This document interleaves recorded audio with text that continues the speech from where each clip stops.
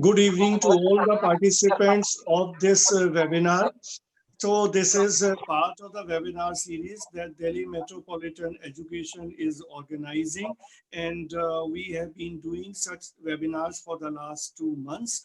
And the most important aspect of our efforts that we have been doing, that we have been choosing such kind of topics which are very pertinent, which are contemporary, and which are of interest to our participants and which are usable, which are beneficial. Another important thing that we always keep in mind, that we try to invite such kind of distinguished people who have created a name for themselves with their hard work in their respective fields. And today also we have a very eminent person with us who is considered the only authority in cyber law in India, and he is one of the most distinguished persons in the world as far as cyber law is concerned. And his work is phenomenal. He has authored many books. He is a practicing lawyer in the Supreme Court. And then when it comes to cyber law, everybody looks at him. So I welcome Mr. Pawan Duggal, said he kindly agreed to be with us in this program. Thank you, Mr. Pawan Duggal, to be with us. Thank you, sir. It's a pleasure and an honor to be a part of this particular webinar. Thank you. Yeah. So to tell you more as what we are going to do and how we have been organizing this thing, I gave you some clue about this, and to tell you about Delhi Metropolitan Education, which is organizing this webinar. This is a college under Guru Gobind Singh Indraprastha University. We offer 4 different programs, and 2 programs are in law only. This is a 5-year integrated law. One is a BA LLB, another is a BBA LLB, and then we have a management program, and then we have a bachelor's degree in journalism and mass communication. So now we conduct the things completely in a different manner, unlike other colleges and institutes. When this lockdown started more than 2 months ago, we started the online classes. So we made the optimum use of the online media or the internet based media or the cyber media. We completed all our course through classes, and then we conducted all kind of assignments and evaluation by making use of the this web media. And thereafter we decided that we must continue this whole knowledge exercise, wherein the contents are being shared and are being received to a comparatively wider audience. So keeping that in mind, we started this webinar series. And I'm proud to tell you, to all the participants who have joined in this session, that in every session the registrations are very huge, since we also provide the registry, we also provide the participation certificates. But then the crowd of the knowledge hungry people, that is drawn from all parts of the country, and in any webinar that we organize, at least 15 to 20 states people join in, and all these people are the media educators, law educators, researchers, PhD students, and then the students of journalism and mass communication and LLB programs. And particularly any webinar that we organize on the law related subject, then a lot of law professionals and lawyers and advocates, they also join. And if and as I can see in this session, looking at the names of the participants, number of advocates are there in this session. And that is obviously, I believe, because of the popularity of Pawan Duggal ji. Many people told me that they want to listen to Pawan ji because he is such a good speaker and he has such a good command over his subject. So everybody is eager to listen to him. So I believe that this session will be really fruitful, and everybody will be benefited by this session. So to begin with, since we have been living in this whole phase of Corona almost from the middle of the March, and now 2.5 months have passed. 4 phases of lockdown have passed, and then now we have entered from today into the phase of unlockdown. But then whatever we could see happened in these 2 months. We witnessed the migrants problem, we witnessed the problem of the tests which are to be conducted of the infected people. We looked at the problems that our economy faced, and one major problem that we faced, that when all this happened, the government was not armed with the legal weapon. There used to be no law, so legal problems were there. There were problems as to whether everything is to be handled by the union government or whether something has to be done by the state government also, because when the lockdown was started, it was announced by the Prime Minister of India, and that time he did not take into account, or he did not consult the states or the chief ministers of the state. Though at the later course, in the second lockdown, he started dialogue with the chief ministers, and now in this phase, fourth phase, and now this unlockdown phase, he has left a lot of things to the states. So to begin with, I would like to ask Mr. Pawan Dugal to you that going by whatever laws in there, and if we refer to the oldest law, which is the Epidemic Act that was made by the British in India in 1897. Since that time, and even after the independence, no specific law was made to deal with this kind of problem, this pandemic or epidemic which we are now facing. So what are in fact the issues? Why not enough legal measures were there when this corona struck? Mr. Dugal. Thank you, sir, for giving me this opportunity. It's a pleasure to be amongst so many friends today on the 1st of June in the afternoon. Well, first and foremost, let's begin by recognizing the game-changing impact of coronavirus. As history will be written, the world's history will always be looked as pre-corona and post-corona, or before corona or after corona. So the AC and the BC is what's going to be our history. Now, nobody in the world had the slightest of any suspicion or even perception that when mankind is progressing so rapidly in its progress, you will come across with something that's going to derail your progress. I'm going to ask everyone present in the webinar to ask yourself, on 1st of January 2020, when we heralded this new year, did anyone have thoughts coming to your mind that, look, in less than 3 or 4 months, life would be completely topsy-turvy? Nobody had imagined the concept of a lockdown. Nobody had imagined 1.3 billion people being asked to be locked down and being behind closed doors. But then that became a ground reality. From a small infection, which started from China, Wuhan, to now more than 213 countries, areas, and territories across the world, it's continuing to grow almost without any kind of impediment. And clearly, this kind of a thought process that this pandemic could come in never really crossed the minds of any governments across the world. So much so that even in the US, as far as October of 2019, they already had knowledge of some kind of a pandemic coming in by advanced knowledge through their various agencies. So much so that both President Trump and Biden had actually tweeted about this pandemic. And both of them had stated that, look, America, leave aside any other country, nobody's prepared to deal with the pandemic. So having to expect that your legislature would have a foresight to come up with such kind of a legislation, which could come up with a phenomenon that could never be anticipated, is going to be a tall exercise. So we were not alone. That's the good news. Almost across the world, countries found themselves completely zapped, completely surprised, and often finding themselves completely inadequate to deal with this. So in terms of the way how the national lockdown has been implemented in the country, one thing was very clear. In India, people were beginning to feel that, yes, coronavirus is coming in. We will need to be careful.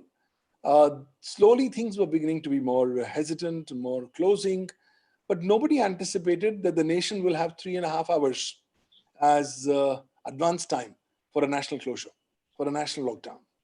Today, it's amazing that while India has jumped down to the 7th most worst infected country in the world with COVID-19, we as a country appear to be celebrating. we appear to be unlocking ourselves, thinking that, look, we are all also immune. Little do we realize that this unlocking without any adequate planning or challenges could potentially open up a new Pandora's box for India.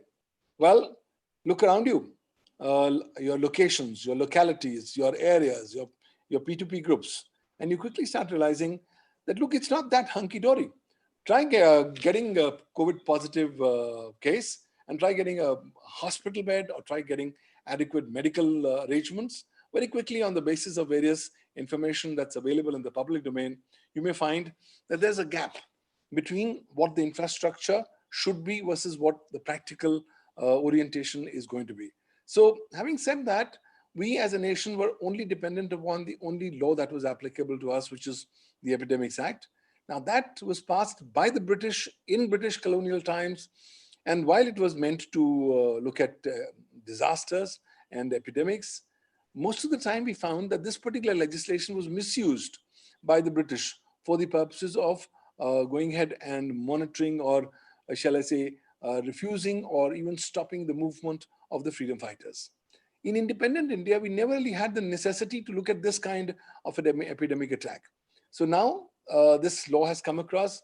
It's a short law, just it's what, 130 years old law, just 4 sections authorizing various powers to the state governments to intercept or to stop the movement of people so as to spread the dissemination of any epidemic and to take appropriate steps. So that's all that the British thought over, and we didn't really come across anything on epidemics in independent India. And lo and behold, this is the only legal framework with which we actually began and with which we have to do. But Yeah, last but 2 months, I believe, sir, has given us immense now new learnings, and we will have to quickly amend our laws. Thanks. Yeah, but then the law which we refer to as Disaster Management Act 2005, I think a lot of application of this law is being made. So do you feel that this law is enough to deal with this kind of pandemic, or we have to further strengthen this law? Because once this pandemic has stricken, I mean, nobody knows what is in the store for tomorrow. So we need to be equipped with law. I cannot agree more with you, sir. India requires to substantially strengthen its legal framework to fight pandemics and epidemics. The National Disaster Management Act, well, was drafted keeping in mind various disasters. But even then, when this particular law was actually gone ahead and implemented, the concept of a widespread pandemic was something that was not in the mind of the lawmakers per se. So we find that though this particular law is being invoked, there are distinct, shall I say, gaps. These gaps have told us that it's time for us to now amend our legal frameworks to deal with pandemics. Why do we need to do that? Because COVID-19 is not going away. We will have to live with COVID-19. And this is a ground reality when you start looking at the governmental messaging across the world. From the governmental messaging which said that we will have to fight and we will win against coronavirus, to the government current messages across the world that we will have to start living with coronavirus, I think there has been a change in the mindset. So countries have quickly realized that the vaccine is at least 12 to 18 months away, depending upon when do you want to start calculating your 12 months. So as per one particular estimate, you should be rubbing off the entire of 2020 and the first half of 2021 from your calendar, because that's going to be the minimum time that will be taken for the purposes of developing an effective vaccine. But assuming vaccine also comes in, that's still not the end of the game. It's going to take some time for us, the vaccine to be disseminated across the world for inoculations to different sections of the world. So by the time we come to the effective fight against COVID-19, it could well be the third quarter or the end of 2021. Now, that alone would not be sufficient, because while this is the first round of infections that have come in, the second or the subsequent wave of infections will still come in. Well, the experiences in Wuhan, in China, and in South Korea have shown us that it's too early to celebrate right now. The only you have actually conquered the first phase of infections does not necessarily mean that you will be conquering the second phase as well. So I expect a prolonged period of a couple of years before this fight against COVID-19 and its variants and mutants is effectively conquered. Now, for fighting all these mechanisms, I believe that we have to quickly learn from the learnings of the lockdown, quickly come up with a strengthened legal framework to deal with not just epidemics, not just with the pandemic, but also with an infodemic. Because COVID 19 has been unprecedented. It's not only an epidemic, it's a pandemic, and now it's an infodemic. And therefore, all aspects which can help the government and various stakeholders so as to effectively deal with the pandemic, I believe, must be instantaneously resorted to. And the onus will be upon the government to quickly strengthen and come up with a robust legal framework to deal with pandemic, given the inadequacies of existing law as we stand today. Thanks. Yeah, so you upon the health aspect and the vaccine, and the obviously scientists are also working on the drug. So if we find the drug, then obviously we can think of the finding a cure to this pandemic.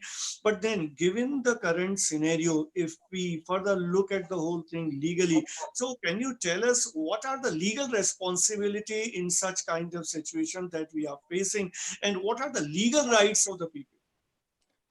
I believe these are unprecedented, untested times. And consequently, jurisprudence has to quickly evolve, keeping in mind newly changed ground realities.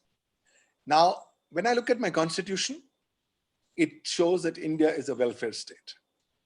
So it's obviously sovereign, socialist, secular, democratic republic. It's all aimed at the welfare of its citizens. The lockdown was also for the welfare of the citizens. And now this unlockdown is also being thought to be in the best interest of the citizens. But I think slowly down the line, people have to quickly realize that it's only the government that's easing the restrictions. Neither COVID-19 nor coronavirus is easing its numbers or its pressures. So from nowhere, we've actually quickly jumped up to the seventh most affected nation in the world as far as COVID-19 is concerned. So in this ecosystem, I believe the government has immense responsibilities. It has to guarantee the fundamental right of life under Article 21 of the Constitution, in the sense that every citizen and every person in India is entitled to this fundamental right to life, which means a right to a dignified human life. Not a life where I, as a migrant, have to keep on running or walking hundreds of miles to be only famished or to be dying because of hunger or exhaustion. I also believe that this right extends much beyond, rather than just treating dead bodies as mere logs, and having adequate respect to dead bodies in this unprecedented times is also an integral component or an expectation of legal jurisprudence. So the government has been doing quite a lot in the sense that lockdowns and the various levels of the lockdowns showed the commitment of the government that they wanted to actually contain the spread of the infection per se. But now with the unlockdown coming in, I believe we are beginning to see a polarization of thought process. There are those who believe that the economy has already tanked, and therefore, for economic revival, open up. Forget about the people. Whether they die, whether they don't die, it's none of the consequence. Indian economy is the topmost priority. On the other hand, are people who believe that, no, I believe there has to be more balanced approach between both economic activity and protection. So I think we have rights as defined under the Constitution, under Article 21. And we've also begun to see various public interest litigations where the people have actually gone ahead and said that there are violations of these fundamental rights. Courts are adjudicating these various public interest litigations. So interesting to see how things work across. But I think the Indian government is committed to having the maximum interest and the maximum good of the maximum numbers when it comes to fighting the menace of COVID-19. Thanks. Sir, as we can see, this COVID-19 has affected every walk of life. But one important area which I can point out here, that people are losing their jobs. and it has impacted financially almost every sector. And the government has been assuring again and again that people will not lose their job. The government has been asking the private enterprises to make sure that people are not retrenched and their salary is not cut. But this is happening. And if I can refer to what is happening in the media sector, in many newspapers and news channels, I know personally that people are being thrown out of job, or 20-30% cut in the salary has been introduced. This is also happening in the education sector. So can you tell me that in this kind of situation, what are the powers in the hands of the government to make sure that people do not lose job and they do not suffer because of this kind of situation? The government has humongous volumes of powers under the existing law, so as to take all appropriate steps to remedy the situation. There's no denying the fact that people are losing their jobs, but I think the government has the appropriate powers, both under the constitution, both under various other laws, to take appropriate steps so as to boost re-employment and to boost the entire prospects of getting fresh employment for those people who have lost their jobs. Of course, expecting a magical wand to be waved by the government and overnight things to work across may not happen. We have to realize that we are a country of 1.3 billion people, and that getting those 1.3 billion people on course will be a big challenge. But I think the government has started doing things. They've come up with various yojanas and plans which are ultimately aimed. But we have a bigger issue. I think we can actually look at some of the model that we are seeing of other countries and try to replicate that model. In a lot of other countries, the governments are saying, look, I'm supporting your wage bill. So if you are a company or if you are an organization and you have X number of employees, we will support the wage bill of say about 50% of your employees, so that you pay the 50% and the government assists you in the 50%. That could be one approach. Second could be that we could look at more creation of new job opportunities.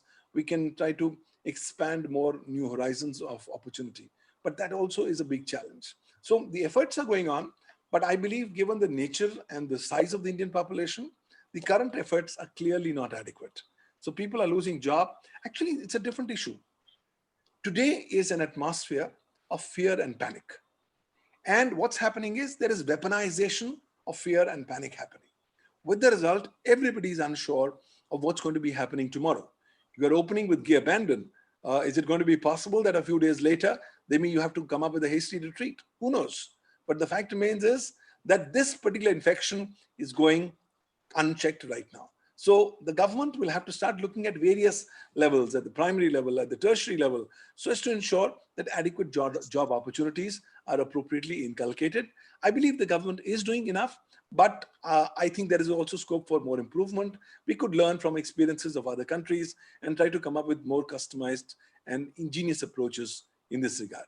Thanks. Yes, sir. So Pawanji, we can find one more trend which we call it as work from home. Though work from home concept is not new to the world, it's not new to India, but the way this whole work from home concept was implemented, it was introduced in different sectors, like in education. We had never heard of work from home concept, but all the teachers have been working from home for the last 2 months, wherein they are preparing lecture, they are taking online classes and all. So completely a new wave of work from home has started in India. So I want to ask you, what are the legalities involved? Because interestingly, I can tell you to all the participants in this session that Pawan Duggalji has even authored a book during this period, which is about coronavirus, work from home and legalities. So can you please tell us the legalities involved in work from home? Thank you. So I think work from home has been thrust upon us as we never ever anticipated. We were having work from home for some companies in India, but given the ecosystem, one never thought that you will really be adopting work from home so fast. But thanks to the national lockdown, work from home today has become a natural ground reality. I believe that the advent of work from home has left India thoroughly unprepared. In fact, when the lockdown was announced, and a lot of companies quickly realized that they had to shift to work from home, they found that there were no enabling legal mechanisms or frameworks to support their work from home. When I look at the Indian Information Technology Act 2000, I found that it was basically a law for promoting the electronic format, but specific nuances pertaining to work from home were not specifically being covered under the law per se. So consequently, we have had our own learnings, and we have quickly realized that work from home now has now irreversibly changed the landscape. More and more companies, educational institutions, individuals, professionals are increasingly going to work from home. Even if your lockdown is up and about and there's unlockdown, people may still want to say, sorry, I may not want to come to your office because I feel more secure and safe while working from home. Already companies like Google and Facebook have actually told a lot of their employees to work from home for the rest of the year as well. So in a scenario like this, when you are going to go ahead and promote work from home in a big manner, it's imperative that you should come up with enabling legal framework to support work from home, which currently India does not have. For example, India does not have a dedicated cybersecurity law. So in case if there are breaches done for devices which are used for work from home, if you're expecting expeditious remedies, that may not necessarily happen. Yes, those breaches will still be covered under the Information Technology Act 2000. But the issue is you require instantaneous, efficacious justice and relief. Let's take the case of this IT giant from India, which is Cognizant. Now, Cognizant as a company got hit by a massive ransomware maze, which has led to more than 550 crore rupees losses. During the lockdown, I've done so many cases of clients whose systems, devices of employees working from home have been hacked, have been compromised, data stolen, misused, and abused. And now, increasingly, we are finding out ways on how we can bring them within the ambit of existing law. But now, with the work from home being a new ground reality, I believe there's a need for amending the Indian Information Technology Act 2000 so that we can come up with specific legal parameters and frameworks for stakeholders in the work from home ecosystem. Further, I find that majority of companies in India are not prepared. They have IT policies, but those policies have been drafted keeping in mind the presumption that the employees will work from home, will work from office and not from home. So consequently, I believe a lot of these companies have to revisit their policies. We've drafted various work from home policies for different clients so that we can protect their legal interests. Look, you can outsource work to home. You can outsource cybersecurity. You cannot outsource your risk while you are allowing work from home or when you are outsourcing cybersecurity. So companies have to quickly realize that the buck is going to stop at their end, and they could be sued for various kinds of legal exposures. They could be sued for damages by way of compensation up to 5 crore rupees per contravention under Section 43 of the Information Technology Act 2000. Further, there are criminal ramifications, and there could be imprisonment up to from 3 years imprisonment to life imprisonment, and fine for some people who are working in the top management from 100,000 rupees to 1 million rupees or 10 lakh rupees. So I think there is immense amount of legal exposure under existing law. The learnings have to be that the lockdown has taught us that the Indian Jugaad School of Management is not going to be successful in the electronic ecosystem. Why? If you try doing Jugaad, you would somewhere down the line land up creating false electronic records for whatever reason. And mind you, the law treats the creation of false electronic records as electronic forgery. If you do that for cheating, you get 7 years royal imprisonment in jail, and you also get fined. You try to create those false records for purposes of harming somebody's reputation under Section 469 Indian Penal Code, you get 3 years imprisonment and fine. So I think the learning is the Indian Jugaad School of Management doesn't work. So the government has to quickly amend the IT law. Even today evening, the government has the power under Section 87(2) of the IT Act to come up with specific rules and regulations which could stipulate the legal framework and the legal regime for governing the work from home, which has currently not happened. In addition, there'll be a need for amending the IT Act, apart from ultimately coming up with a robust data protection law, data privacy law, as also a law dedicated on cybersecurity. Thanks.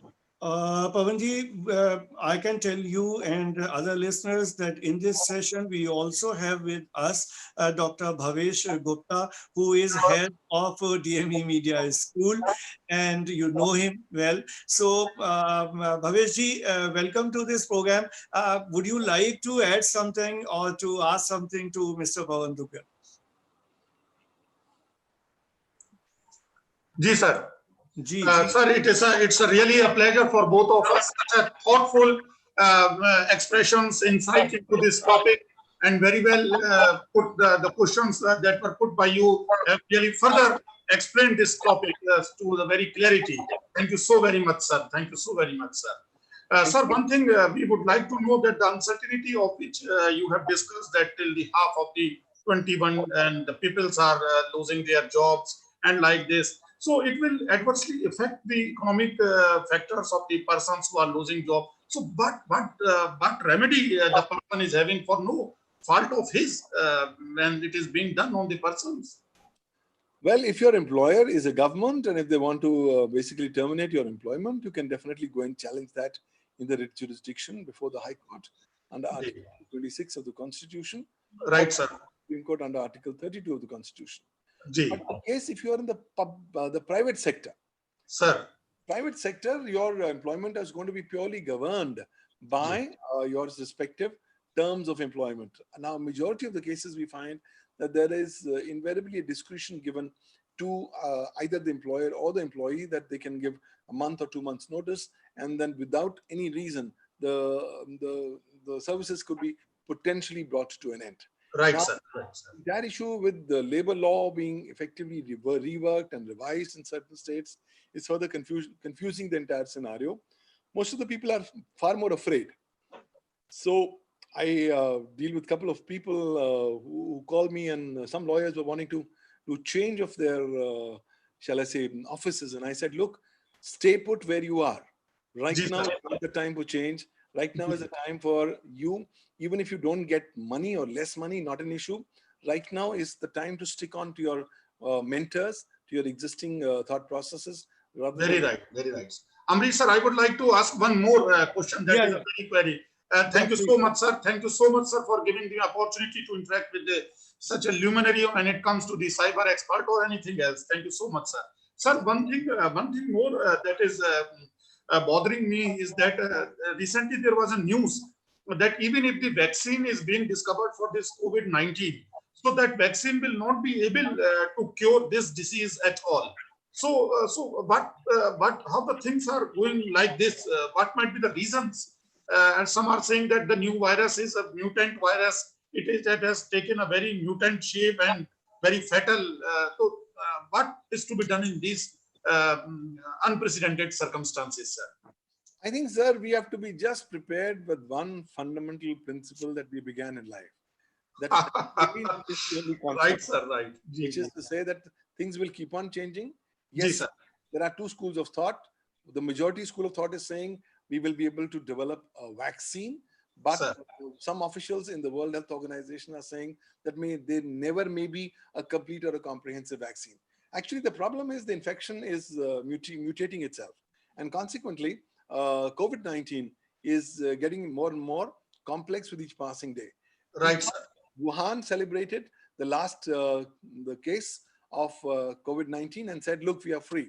And then lo and behold, a second wave of infections has actually begun.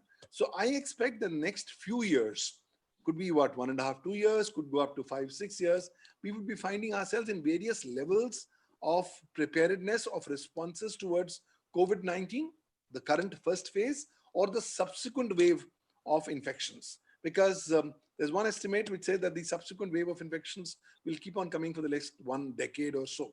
So obviously things are going to change dramatically. Very hard to predict what's happening. The world order is changing. The cyber world order is changing. I think we'll have to be just played by the ear. Let's not have very fixed ideas and approaches. Let's be very flexible on seeing what's happening on the horizon and then taking each day as it comes. Because today, much that you may take any precautions, you still can never, you can never be sure. One person in our locality who was who were an elderly couple, now remained in the entire lockdown at home, did not Right, allow sir. anyone.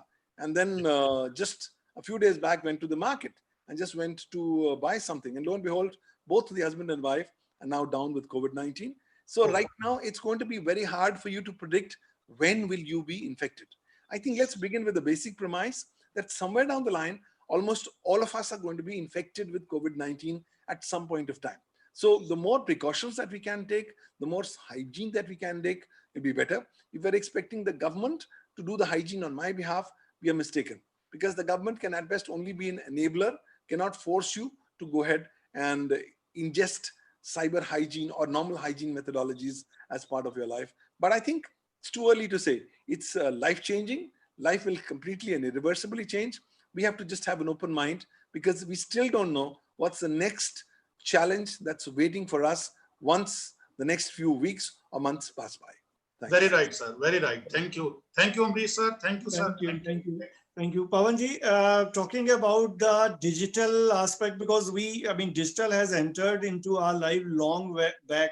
We talk about digitalization. We talk about the digital world. This government also gave the whole slogan of the making everything digital. But then the way this digital has penetrated deep into our lives, that has happened during these 2 months. And you have also authored a book on this, that is a new world order in the wake of this COVID-19. So what is that cyber-based new world order which you have talked about in your book? I believe things are happening very rapidly. Even the last few months, we were busy in a lockdown, or we were busy trying to fight or track down the growth of infections in coronavirus. A lot of developments were happening below the radar. And if you looked at more objectively, these developments are irreversibly changing the future as it's going to evolve. So I thought, let me examine how cyberspace is going to be impacted by COVID-19. So I examined the various developments, and on that basis, I am of the firm opinion that when we are going to finish our fight against COVID-19, at that point of time, we will be entering into a new cyberspace that will be completely different from the cyberspace as we know at the time when COVID-19 began. Because in this fight of COVID-19, a lot of developments are taking place. So the countries are slowly but surely getting more and more powerful. They're coming up with rules, regulations, laws, which is further strengthening the hands of the respective governments in the fight against COVID-19. In Hungary, they passed a new law which allows the current government to actually rule for as long as it wants to rule to fight coronavirus, or even the second wave or subsequent waves of infection. So I think when we are conquering COVID-19, and when we arrive in this new cyber age, it'll be new changed ground realities. States will become very, very powerful. Already states have started coming up with these COVID-19 applications. These applications have noble objectives, but they are collecting humongous volumes of data, which is going to be used by governments for purposes of interception, monitoring, and surveilling people to a large extent. A majority of the COVID-19 applications have no expiry date, in the sense we don't know when these applications will come to a close. Numbers of ministers in different countries have already stated that these applications will continue well after COVID-19 is fought, because these applications will be required for fighting the subsequent wave of COVID-19 applications. So I believe with states being more powerful, with increasing interception, with increasing collection of personal data, with personal liberties, digital liberties being potentially compromised, we're going to see a huge momentum in cyberspace. You're going to see the fact that globalization is going to be reduced into the background. National interest, national sovereignty, cyber sovereignty will be the new flavors of the month. On top of it, we're likely to see a massive migration of the online users from the superficial net onto the dark net for the purposes of escaping from all these shall I say, intrusive mechanisms that governments are likely to come up. So the ground realities of the world order in cyberspace will completely change. And this is the new order that I call as the new cyber world order. this is happening. Things and are coming in very, very irreversibly. Currently, we are busy because we are fearful, because we are paranoid, and we are only looking at the daily growth of numbers of coronavirus. Try to be a little more objective. Look at how the evolution of cyberspace is happening. I think COVID-19 is going to completely and irreversibly change the way we will be looking at internet, and the way internet as a paradigm is going to further subsequently evolve.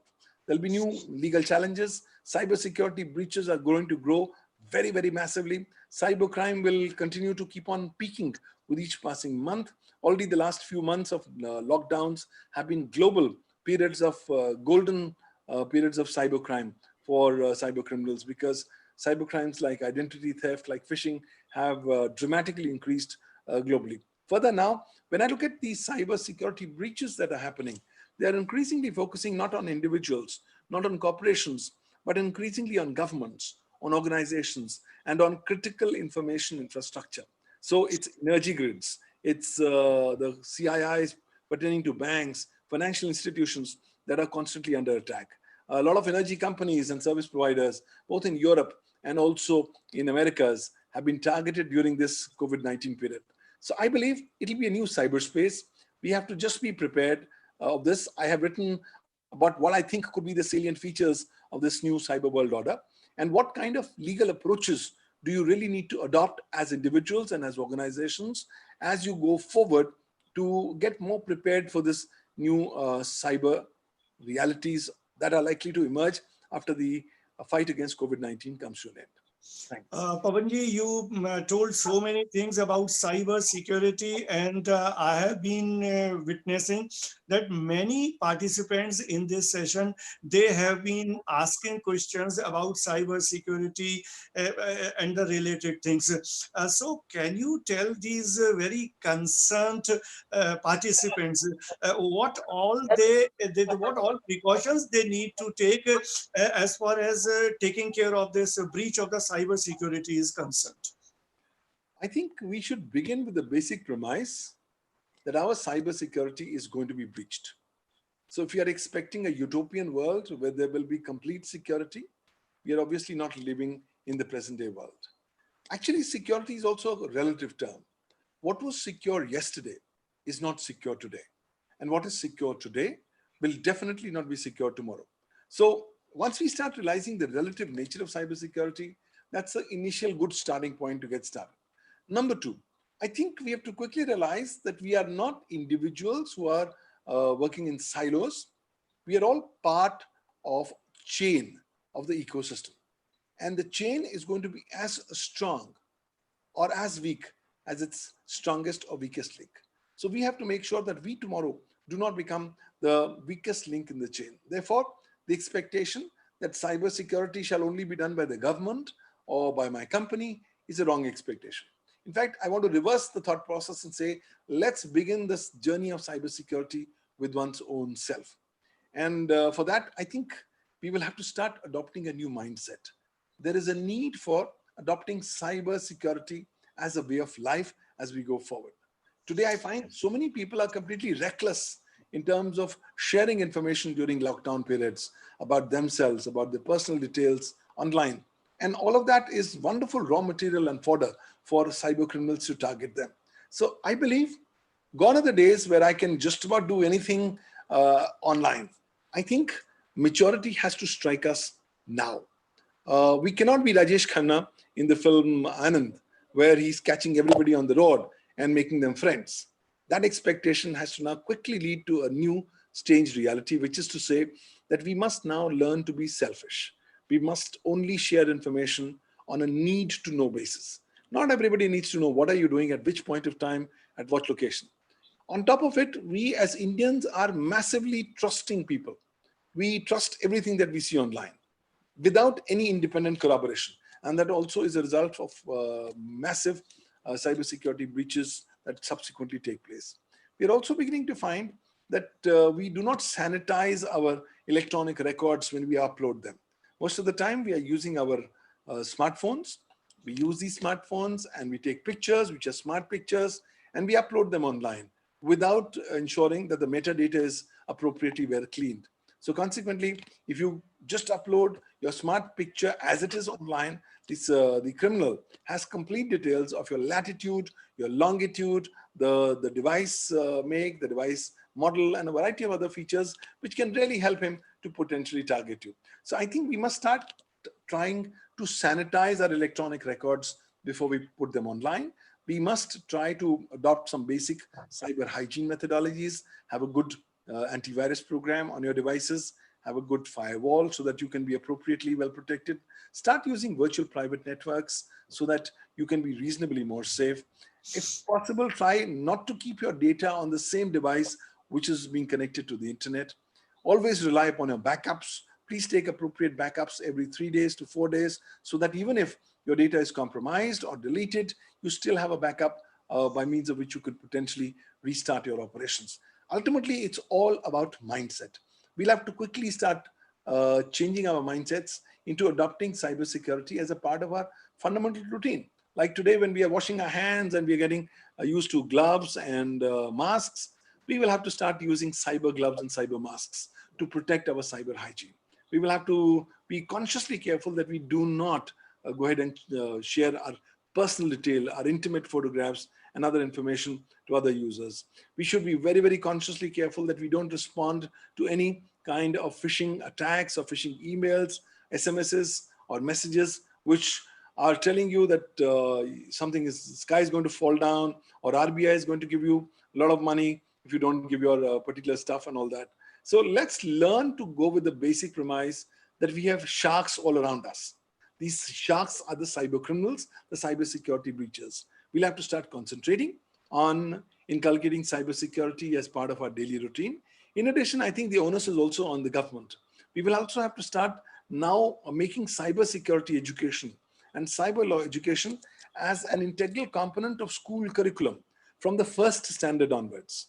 Why? Because we as Indians have started giving devices to children at the ages of 6 months, 1 year, 1.5 years, 2 months, 2 years. So in a scenario like this, we are actually thrusting our children in deep, drowning waters of cyberspace without even empowering them of how they can protect themselves. So creating more awareness about cybersecurity has to be made a holistic approach, which has to be addressed from all angles as we go forward.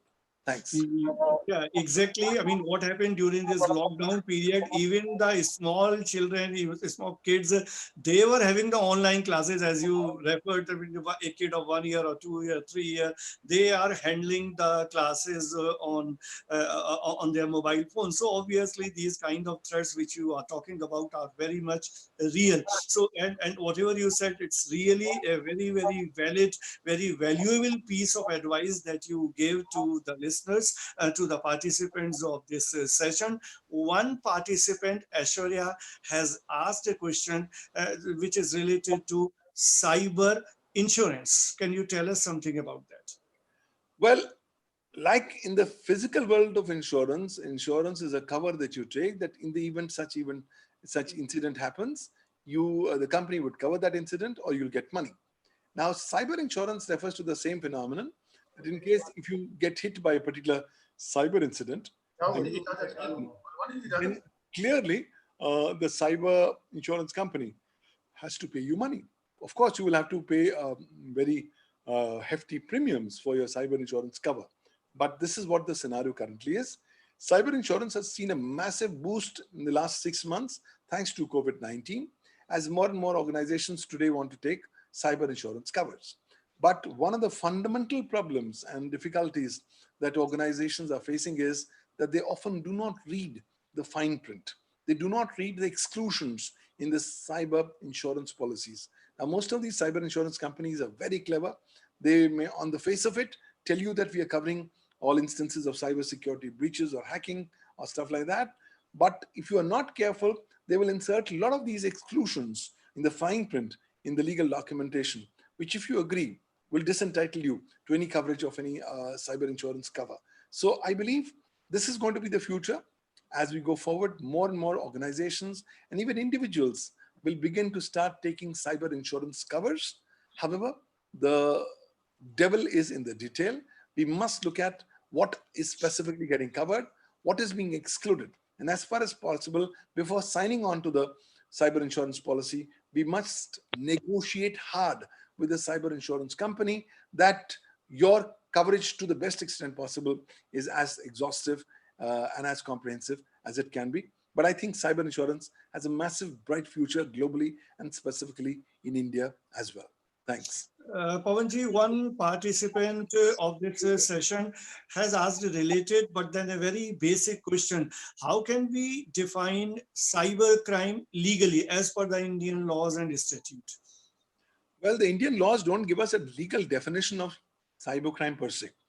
When you look at either the Indian Information Technology Act 2000 or the Indian Penal Code, the term cybercrime is not defined.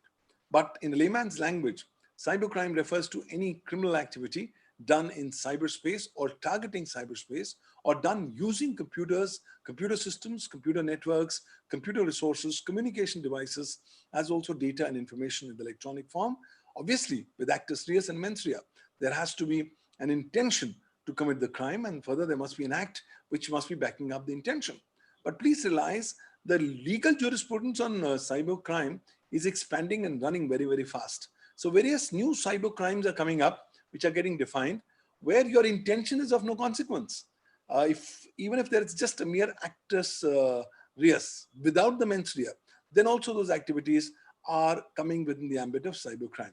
For example, you have no intention to go into, say, maybe the computer system or the server of your insurance company, but you're just wandering around and you quickly go inside the server without your knowledge. Now, you never wanted to go inside the server, but that the law says is of no consequence. Once you went inside the server, period, the crime has been committed. So various of these new crimes have begun to start emerging, though primarily we still rely upon the fundamental twin pillars of both actus reus and mens rea. Some cybercrimes are defined under the Information Technology Act 2000 under Chapter Roman 11 from Section 65 to Section 77, while there are some other cybercrimes which have been specifically defined under the Indian Penal Code. We need to note that the Indian Information Technology Act in the year 2000 had amended the Indian Penal Code and made various actual world offenses also applicable in the context of the electronic ecosystem. And then with the coming of the Nirbhaya and other incidents, we further found more subsequent changes taking place and new offenses being added. But today also, when I look at the law book, I'm not at all satisfied. Why? Because a majority of cybercrimes are not specifically covered under the law. In addition, a lot of newly emerging cybercrimes have started emerging on the social media. And now in the lockdown, you have this classical case of Zoom bombing or Zoom jacking. We are all on Zoom today. And a few days back, I was on a Zoom meeting with someone else. And lo and behold, somebody was able to hack inside the meeting and display all kind of pornographic content. The meeting had to be called off. In another meeting of also lawyers, we found that some Africans were able to come inside and break in the system and create so much of hangama audioly through the audio form that the meeting had to be adjourned. So there have been instances where these newly forms of work from home crimes, social media crimes, video conferencing crimes have begun to start emerging. The legal frameworks, I believe, are not yet very well framed to deal with the same, but then it's always a chance of a race, I find that law is always behind technology. Technology moves very fast. Cyber criminals invariably are very, very sharp in finding out the innovative misuse of technology. So I believe the cybercrime has been covered, but some fundamental flaws under the IT Act, barring a few cybercrimes, almost all cybercrimes have been made as bailable offenses, which has taken the deterrence out of the window. So I think the time has come that we must come back with the deterrence message in the legal provisions so that cyber criminals can actually shudder to commit cybercrime, because if they know about the severe consequences that are going to be visiting them if they get caught. But I think we need far more amendments under the existing law. And more significantly, we also need to tremendously enhance the capacity building amongst the law enforcement agencies and the judiciary in the direction, as far as possible, of sensitizing them about various nuances pertaining to the detection, investigation, and prosecution of cybercrime criminals and cybercrimes in the country. Thanks. Pawanji, you told us about so many merits and obviously the certain demerits of the things which need to be further taken up in the IT Act. But there are certain people who feel that the kind of provisions which are there in this IT Act that somewhere restrict the freedom of speech and expression under Article 19A, which is available to us. Do you think so? Well, this was the thought process immediately after the Information Technology Amendment Act 2008 was passed, because it had brought in Section 66A under the IT Act. Now, Section 66A was a unique animal. Why? Because it actually made it an offense when you sent any information using a computer or a communication device that was grossly offensive or menacing in character. That you knew was false, but which had been sent for the purposes of causing annoyance, inconvenience, ill will, hatred, enmity persistently by making use of communication devices. So I believe that is the provision that got the attention of the Supreme Court. And in a bunch of public interest litigations, the Supreme Court, in the historic judgment of Shreya Singhal versus Union of India, held that Section 66A of the Information Technology Act 2000 is clearly unconstitutional, as it infringes and violates the fundamental right of freedom of speech and expression under Article 19(1)(a) of the Constitution of India. The Supreme Court further held that the various parameters that were stipulated under Section 66A of the IT Act were not fully coverable within the grounds of reasonable restrictions which had been so stipulated under Article 19(2) of the Constitution of India. But after 2015, when this judgment came across and 66A has been struck aside, we haven't seen much other complaints to that extent. Yes, we find complaints that these social media companies are very arbitrary. They will block, remove at their own convenience what they want to remove, not necessarily which is in violation of either their terms or which is in violation of their specific provisions of prevailing laws. Now, the current debate that we are seeing in America, the conflict between Twitter and President Trump, I believe is a manifestation in that regard. And I think that kind of an executive order, which got passed in the US a couple of days back, could trigger off subsequent similar kind of thought processes in the country. But ultimately, you have to quickly realize that no one has got a fundamental right to freedom of speech and expression being an absolute right. It's a relative right. It can be subject to certain reasonable restrictions. And just because you can actually have the facility of hiding behind the cloak of anonymity on the internet, that effectively does not give you a license to either defame someone or hit somebody below the belt or to prejudicially impact his or her standing, reputation, goodwill, or repute in society. So I believe a harmonious blending and mixing is required in today's times. And I believe that a number of times in the courts are trying to take a harmonious position of trying to balance competing interests. But currently, with 66A under the IT Act having gone, not much other provisions are effectively being challenged or criticized as being violative of freedom of speech and expression.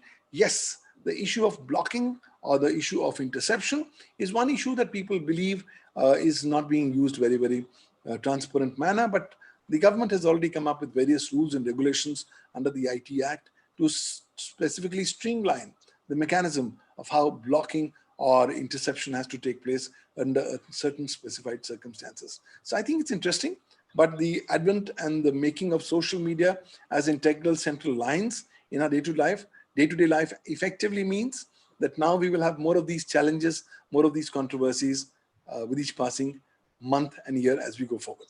Thanks. Yeah, but Pawanji, if I can draw your attention to the fact that I keep on reading such kind of news reports in the newspapers that somewhere or the other, some places, the policemen keep registering complaints against somebody under 66A.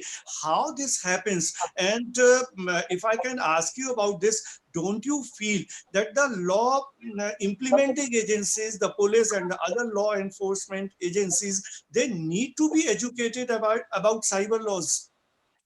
I believe, sir, it's high time that we will have to start creating more awareness amongst the law enforcement agencies pertaining to cybercrime and its provisions. Now, it was in March 2015 that the Shreya Singhal versus Union of Indian judgment came across, which struck aside Section 66A from the IT Act. However, even in 2020, we find that police are registering cases because they don't know about this judgment.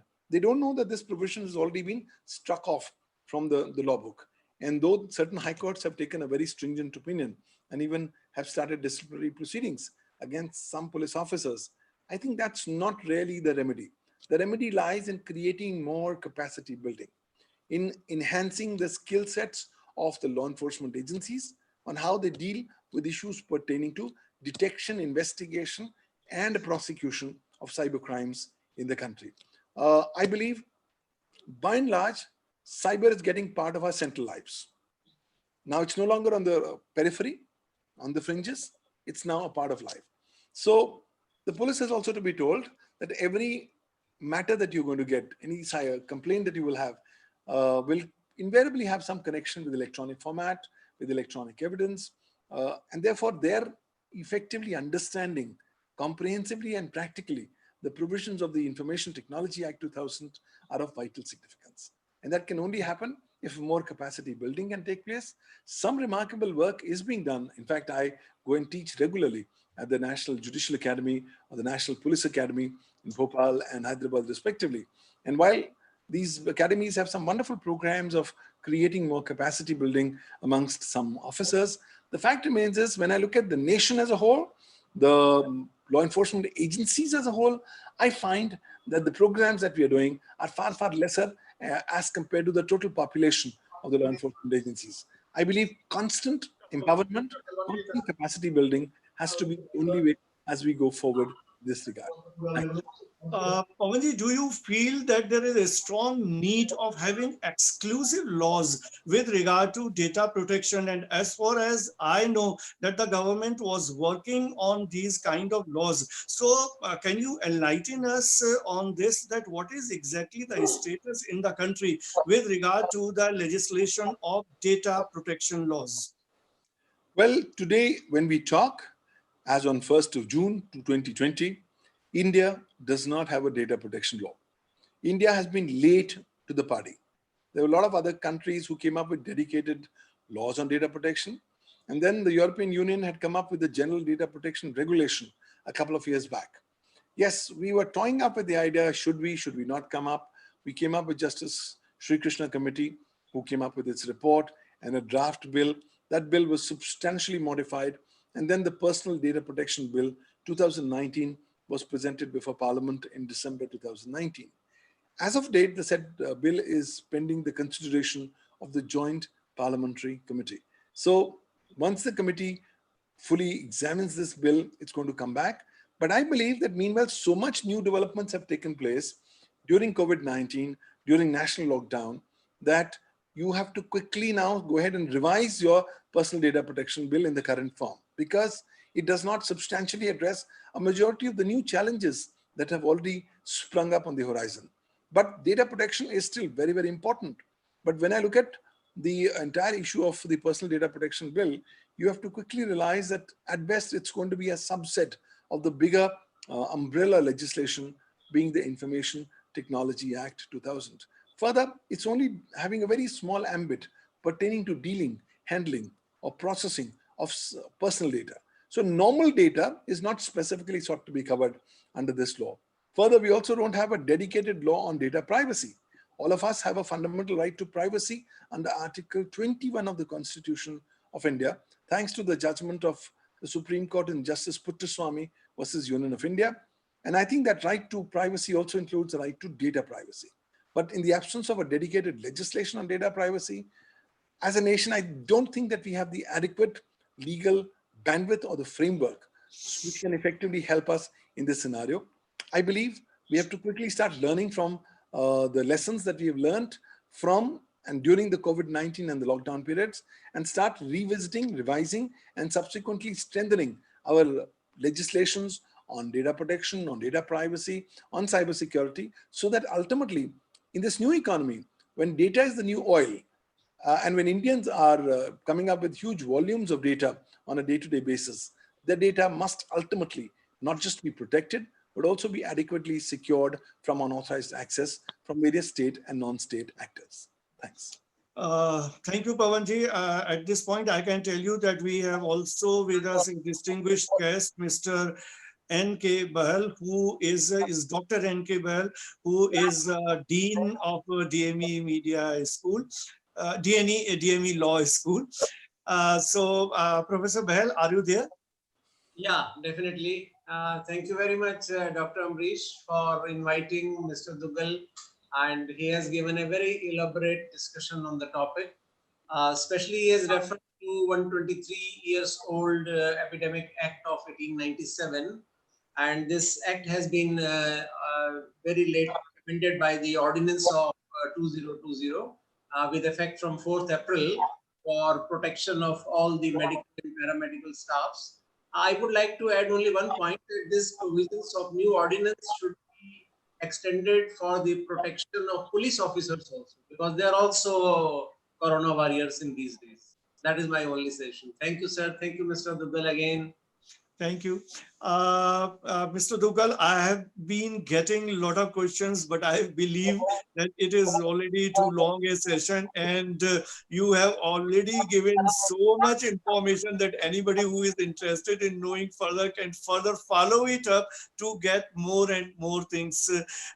And then I really thank you for giving all insight related to cyber laws, their implementation, and the new world order which is coming, the cyber crimes, and then the law enforcement agencies, empowering them, educating them, and creating awareness about the cyber laws. And the focal point that you said, that everybody must be vigilant enough for the protection of his or her cyber rights, because you cannot leave it simply on the law enforcement agencies, since this whole cyber related things have come to the center of everything. It has become a part of our life. So thank you very much, Pawan Dugalji, to be with us and to provide us so much information. And I believe every participant of this session is too happy, because I have received numerous comments on this, wherein everybody is congratulating you, is feeling obliged to you for providing all this information. So I also thank to all our participants who are a very committed participants, who come and very patiently listens to everything, and then wherever need they intervene and ask some pertinent questions. Thank you, Mr. Dugal. Thank you all the participants of this session. Thank you all. Thank you. It's been a pleasure to have you and be a part of this deliberations. Thank you. Thank you.